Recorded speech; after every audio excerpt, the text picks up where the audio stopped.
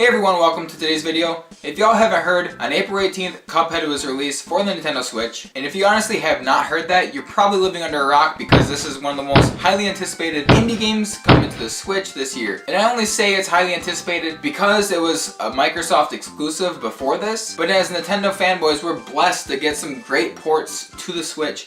And Cuphead is one of them. I'm super excited to tell you all what I think about it, how it runs on the Switch, and honestly if it's worth your money, if it's worth diving into, if it's worth checking out. So that's what we're going to talk about today. So first let's talk about the main appeal to Cuphead, and that is the art style. The art style is 1930s cartoon style, and that art style is what really draws everyone into Cuphead and what makes it honestly so special. And I've told people this, but if Cuphead was just another indie title with just regular graphics, nobody would look twice at it. It's the graphics that are the main appeal to Cuphead. And that's not bad, because the graphics are awesome, the art style is amazing, and honestly, I feel nostalgic towards it despite not living in the 30s or 40s. Like, I was born in 94. Feeling nostalgic towards an old cartoon style like that is kind of weird, but I don't know, it just feels right, and it feels really good to see a game like that just as a video game because it's very interesting, it's very unique. The second thing I'm going to talk about Cuphead is the multiplayer. And honestly, the multiplayer is very good in this game. It's very easy. You start as first player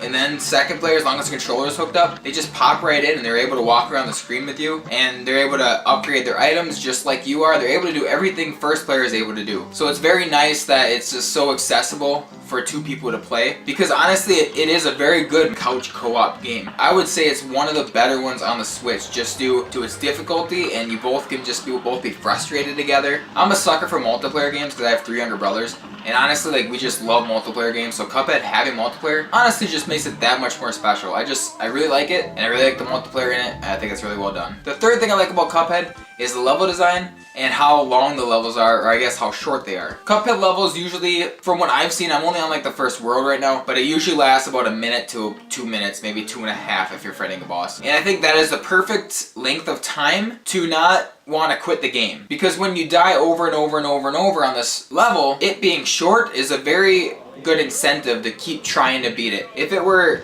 a 5-minute long level, if it were a 10-minute long level with no checkpoints, and you just have to redo it each time you die, like, that would be very discouraging. I don't think Cuphead would be nearly as good. I think it'd still be a good game, but I think the short, quick levels are just very nice, and it doesn't make you feel bad about yourself when you keep dying, because you're like, oh, well, I'll just beat it next time. It's a minute long. Who cares, you know? And it's a very good pick up and play game. And the level design is really neat because it seems like every level kind of has a theme. You see a bunch of different enemies in like each level, and it's just really neat to kind of figure out the patterns of the enemies. It's kind of like Mega Man. If you've ever played Mega Man, it's just like Mega Man in the sense where you have to figure out patterns. You have to figure out these enemies, and you have to figure out the best way to kill them. So you die a lot just due to the fact that all these patterns are different, and all the enemies are different, but the level design is very great. It's just every level feels very fresh, and all the bosses are very neat and very just something you've never seen before. And I think the art style make the levels a little bit better and the bosses a little better. So the art style has a lot to do with level design, but that's nothing wrong with that. That's good because honestly, the level design is great. The enemies are great.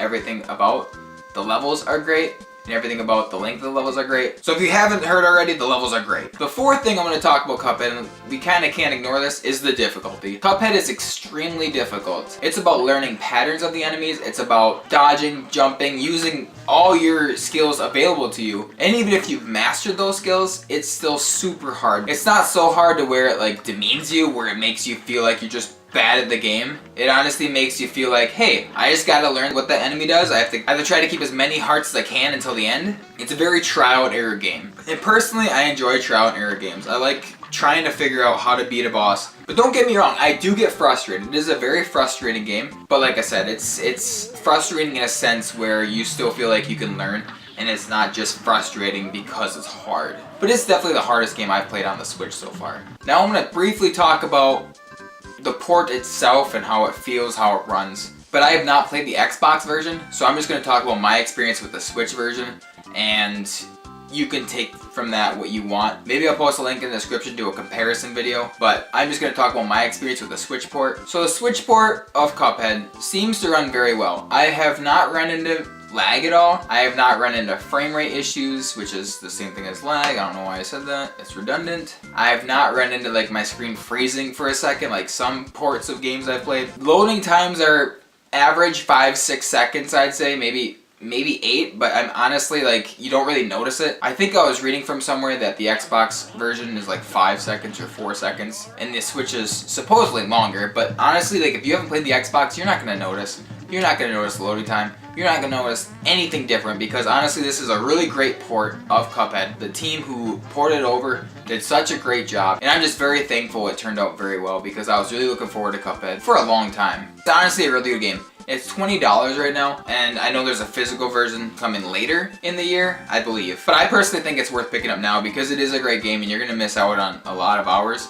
You're gonna miss out on a lot of fun, a lot of frustration. You're gonna miss out on a lot of emotions if you don't get this game soon. But yeah, so I recommend it. I think Cuphead gets 2 thumbs up. It's frustrating, but it does get 2 thumbs up. I really enjoy Cuphead. I really enjoy Mugman. I think everyone should pick it up. I think it's a great game, and I hope you guys enjoyed this video, and I'll see y'all next time.